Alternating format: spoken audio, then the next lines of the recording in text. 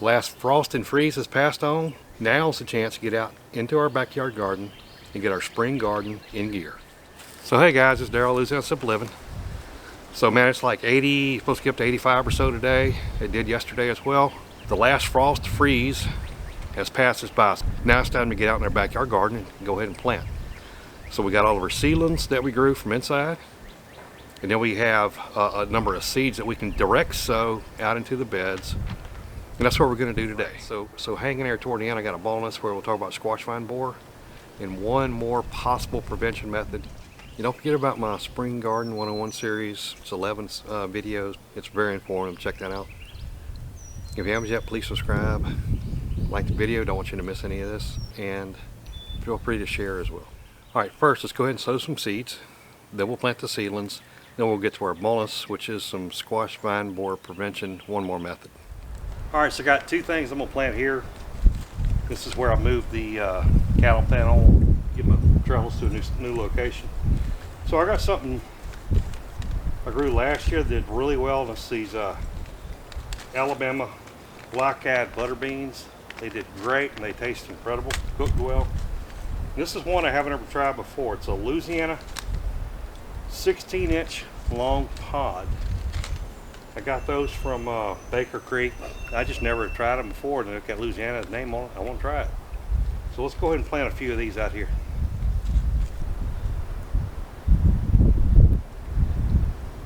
So you want to go about an inch, maybe a little bit more, inch and a half.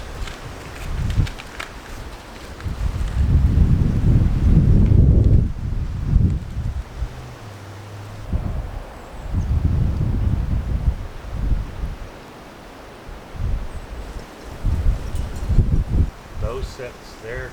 This is your Louisiana 16-inch long pod. So let's go ahead and plant some of these black-eyed Alabama butter beans. All right, next thing is cover them up. All right, about an inch down. We'll cover them up. So that's your sunset runner beans. I mean, they're really kind of pretty. Let's go ahead and put them in here, about an inch to inch and a half down.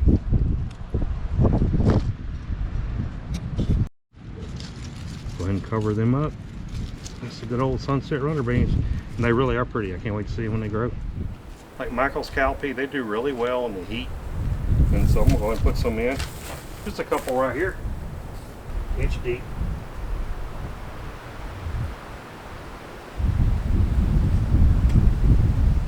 I just work them in.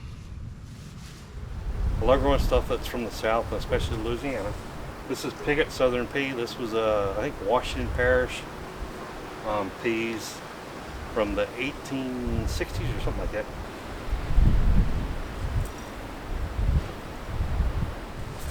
All right, so got those Piggott Southern peas planted. I love growing stuff that's from Louisiana, or at least has Louisiana's name. Pretty cool though, it's pretty cool. It's a legacy, they've been here a long time. I love growing stuff like that. All right, getting ready to plant some corn.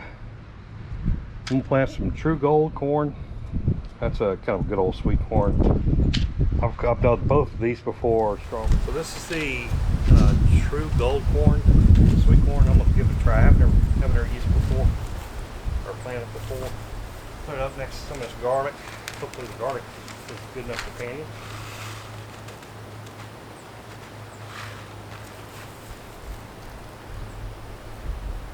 I'm gonna go about 8 to 10 inches apart.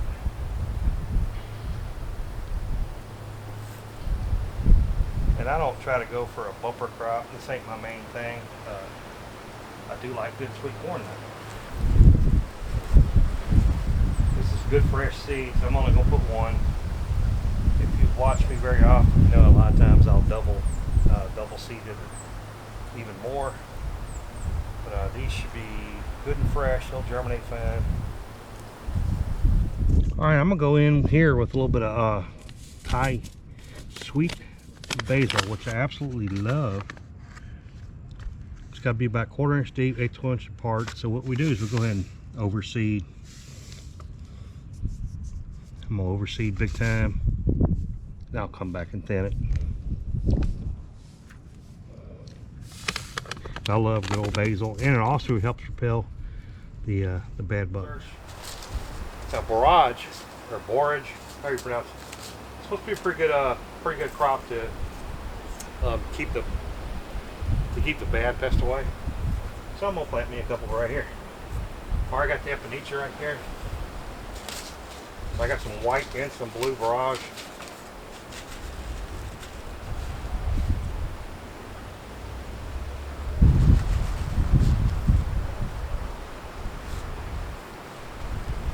Get that covered in good, and we'll come back. That should be growing and help repel bad bugs. All right, well, this nice little trellis here, we're going to go ahead and put some cucumbers in. Got some Market Moore 76 and Chicago pickle.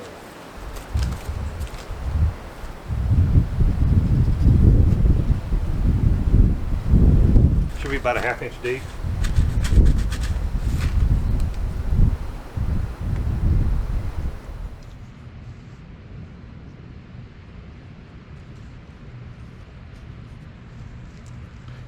All right, let's go ahead and cover them up. I got 6 holes here that I've filled in, and we'll take the best ones and then the rest.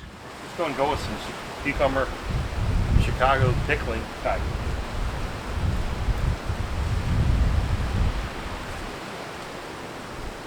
Go ahead and use up all these seeds. They're from 18.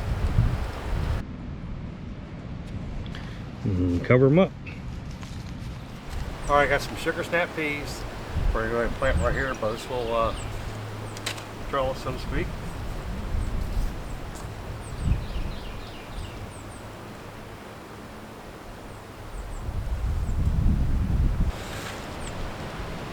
Drop them in.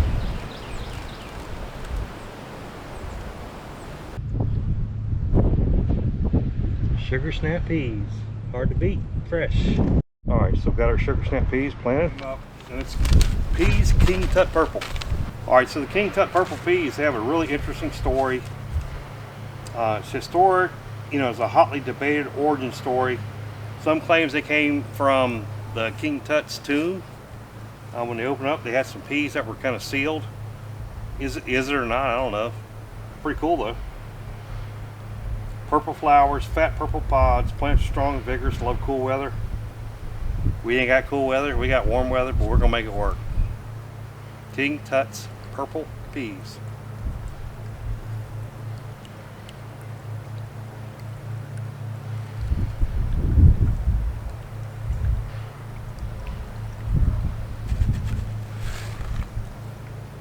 All right, so we're going to plant some squash right here, some summer squash. This is a golden zucchini. I'm going to overseed it just to make sure. All right, so we're going to go with a squash delicata. It's a really good variety. It's just the problem is that squash vine borers will get it pretty quick. So hopefully we get something before the squash vine borer can get to it. Let's put it right here by the celery.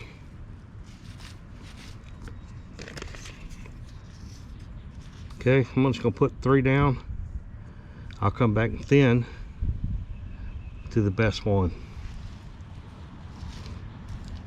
And hope the squash vine borer doesn't come before I can get some fruit off of it. Now I've shifted away. I'm not going to do as much. I'm still going to do some summer squash, but I'm shifting away. Butternut squash does better supposedly against the squash vine borer.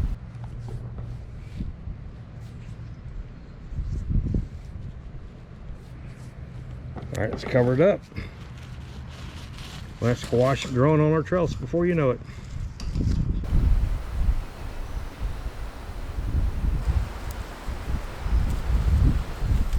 All right, so I'm gonna go with a Dickinson pumpkin type of squash, winter squash. Hey, I like to try new stuff, right? This is definitely new stuff. Oh, ½ inch to 1 inch down. I'm just gonna put a couple in at each one. Then look, we'll take the best one. Be pretty cool to get a pumpkin, huh? All right, so I got a couple of squash. These are winter squash we'll plant. This is a Boston marrow and a blue Hubbard winter squash. So supposedly the squash vine borer doesn't impact these as much because maybe the stalk's a bit thicker or harder. So let's go that route. Anything I can do to avoid the old squash vine borer is probably a good thing. Go ahead and cover them up. There we go.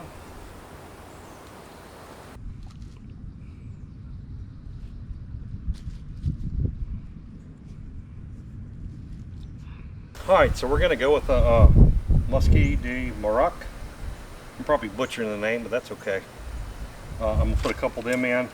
It's a winter squash, North African commercial variety. It gets all warty, so that's kind of cool. Let's see how it grows this season.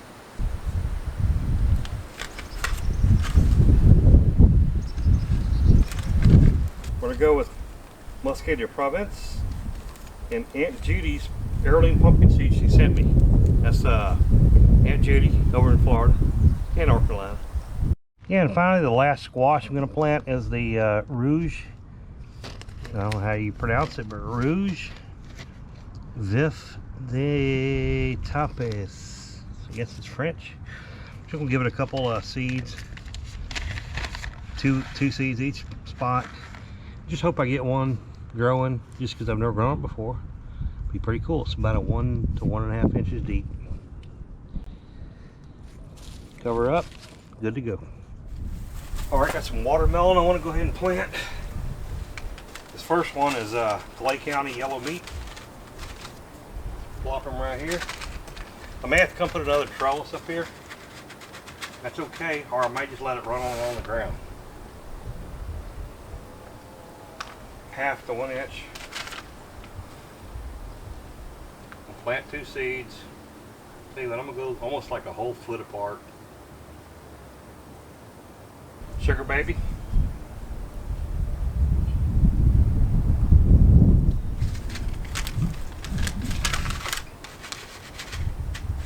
All right, let's go with some sugar baby.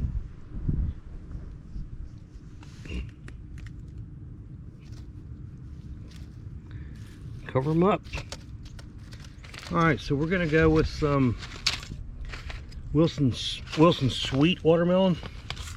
Let's go ahead and put him right here, and I'll get about 2 plants. That's all I want from there. All right, so that's the Moon and Stars Cherokee version of watermelon.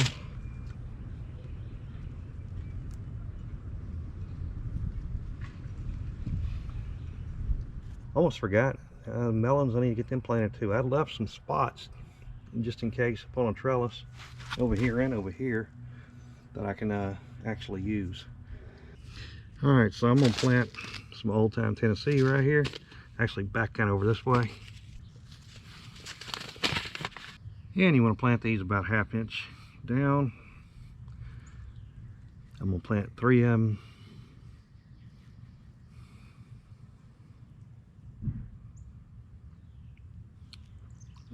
Probably allow the best one to take over, so I'll probably cut them back to just one, being that close. They're supposed to be about a foot apart or more.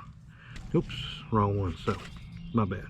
There it is, Old Time Tennessee, and I'm gonna do this one here, Minnesota Midget, about a 1/2 inch deep.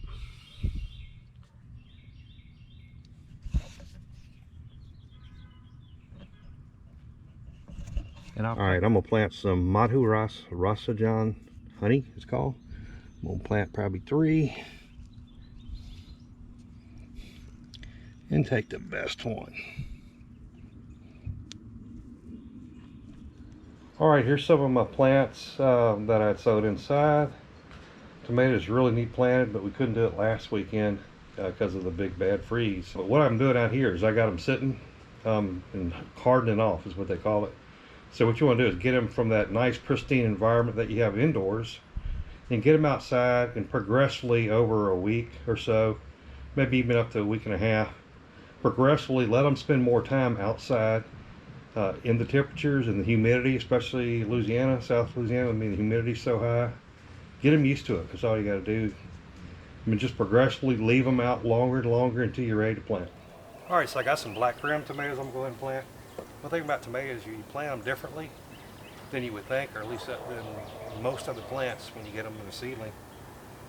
You know, most of the time people are going to go straight in and plant it like that and cover it up, which is fine, it works, but what you need to do is do a trench. Okay.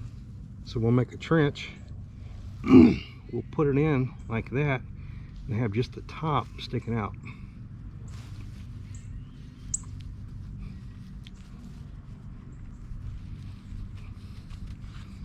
And the reason is, you could probably see it pretty clear, all the hairs right here, these all turn into roots once they're underneath the ground.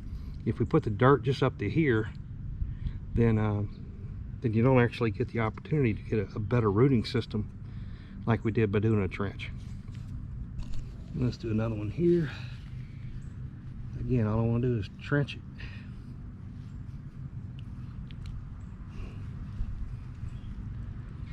Have this sticking up. You can kind of push it up with the dirt, hold it in place where you want it.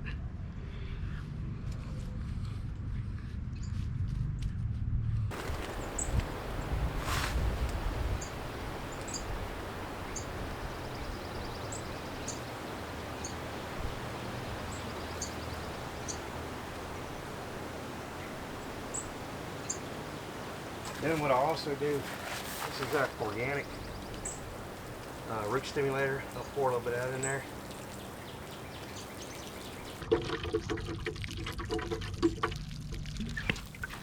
And it is kind of good news. The overcast is trying to come out a little bit. The sun out is kind of a rush to get these planted. You don't normally want to do it in the direct sun. It's probably not best for the plants. These are going to be all right though. Let's go with one. That's what we're doing here is Amish paste tomato. I do a bunch of these because I love to have them for sauce, tomato paste, those kind of things. So, a good trench here.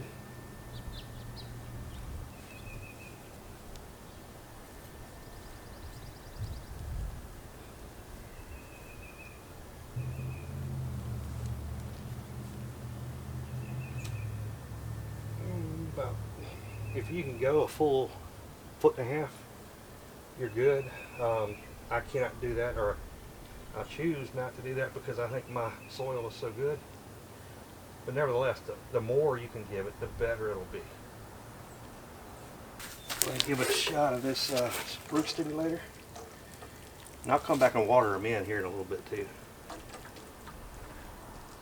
Alright, so next up I got 4 peppers I'm going to plant. I hadn't done these before. Pepper ahi cachucha. And that is one of the things I love about a garden though, is you do get to try things you've never done before. Different kinds of peppers, different kinds of tomatoes, all kind of stuff. It's fun to do that. But the peppers, you just go straight in.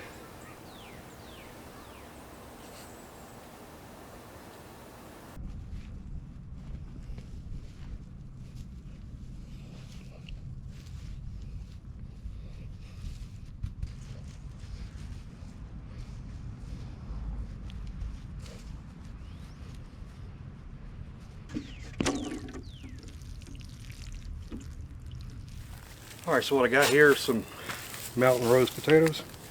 Never grown before. We'll put them back here. And all you got to do, it's real simple. Just want to trench. Pile the dirt up, go down.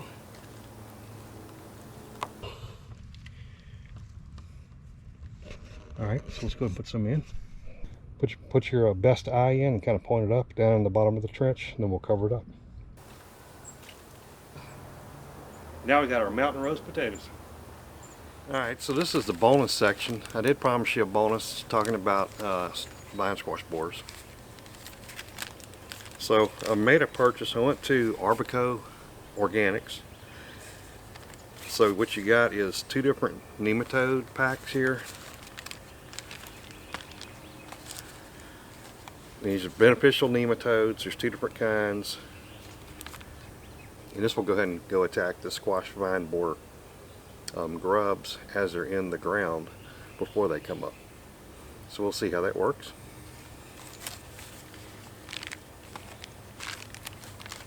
In addition, we got these squash vine borer trap kits. Okay, and they have a pheromone that you put in there as well. And it will attract pests of the squash, pumpkin, cucumber, and melon. So you actually use this pheromone inside the trap, and the idea is it'll pull in the squash vine borer. I guess it's a glue trap or whatever on the inside. I'm going to try it. I'm a little bit hesitant. I don't want to kill any bees or any of the beneficial bugs, but we'll give it a shot. Everything that I can tell is it's not going to just eliminate any squash vine borers. It's you'll at least be able to get some and know when they're coming through your area. And just another opportunity, hopefully, to get our squash to grow to maturity and get plenty of harvest before the squash vine borer bug comes and attacks it. All right, that's a bit closer look at the packaging here, but it's Arbico Organics. They have these beneficial nematodes. There's 2 different kinds here, HB and SC. 10 million in each. Hard to believe. If you open it up, it's just a powder. It comes cold, so they have a freezer pack with it. Mix it with water and you put it in. So my sprayers are all dirty and tied up, got stuff in them. So I'm gonna mix it into my good old water can here. I'll mix a little bit of each in each bucket, and then we'll pour it out that way. Now, before applying the nematodes, we got to make sure we water the garden well. We need to do that anyhow this morning, so I'm gonna go ahead and give it a good watering. Then we'll apply those nematodes. All right, got everything watered in well. Just need to go ahead and apply the nematodes next. Let's get those nematodes in.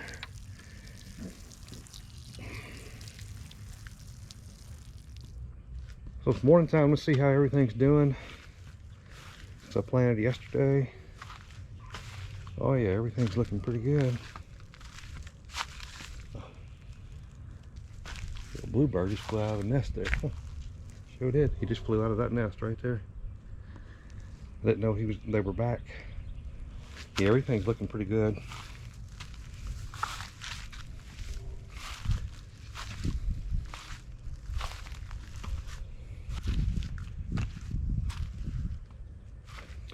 I really did stretch the spacing out. You should if you can. To maybe 1.5 feet between tomatoes and peppers.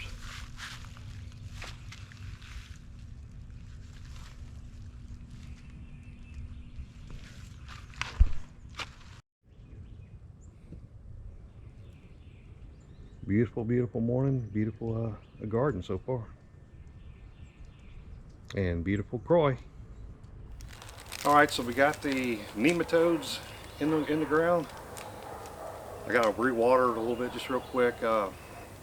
We're in nematode squash vine borer destruction mode from here forward. We'll see how well those nematodes help out.